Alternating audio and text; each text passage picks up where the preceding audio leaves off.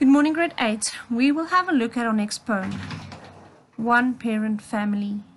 Write today's date, the 25th of June, in the back of your script, and the heading, Poetry, One Parent Family. Grade 8, I will provide you with a hard copy of the poem. Label the title, label the poet. Number the lines on the left-hand side using a pencil. We will now look at the poem for today, One Parent Family.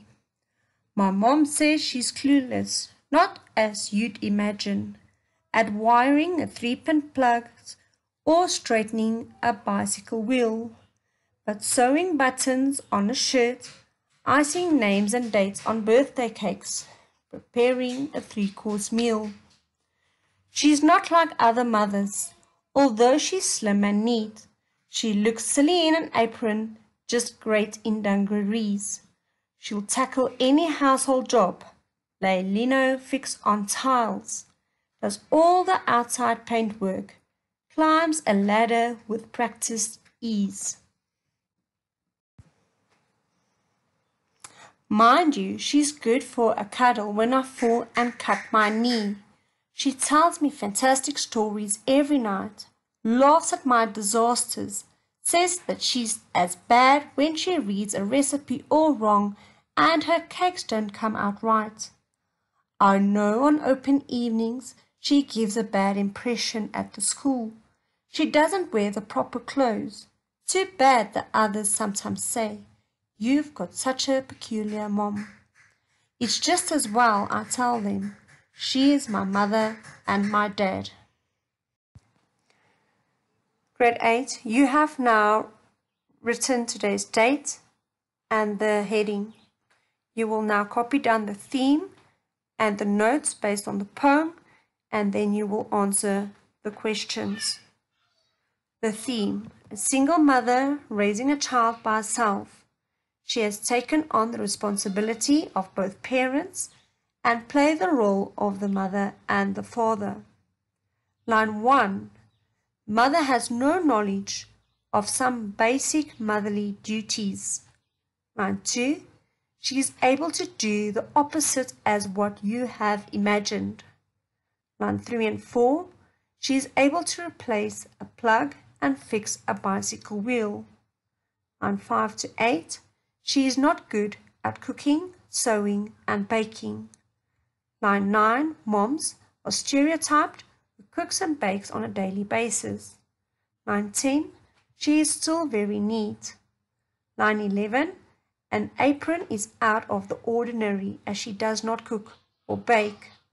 Line 12. Has a very casual appearance. Line 13 to 16. She prefers maintaining the house. This is her pride and joy. Line 17 and 18. She's a caring and loving person. 20 and 21. She's supportive and the mother and child spend time together. Line 24. She tries to bake on special occasions. Line 25. They refer to parents' evening. Line 26. Does not dress in the same manner as other moms do. Line 30. Children in school is fond of this specific mother in the poem.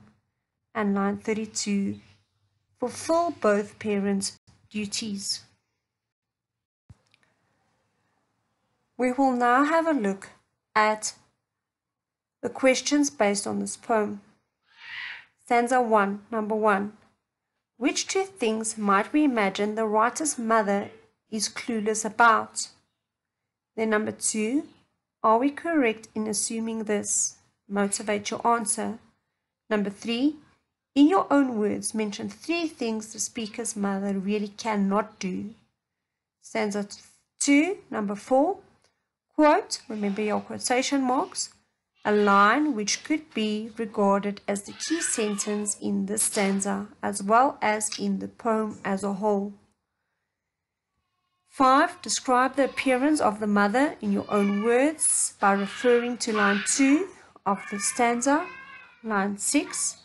What does the poet imply about the way other mothers look in an apron? 7. How does the poet's mother look in an apron and why?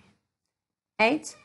What piece of clothing suits her mother better than an apron and why?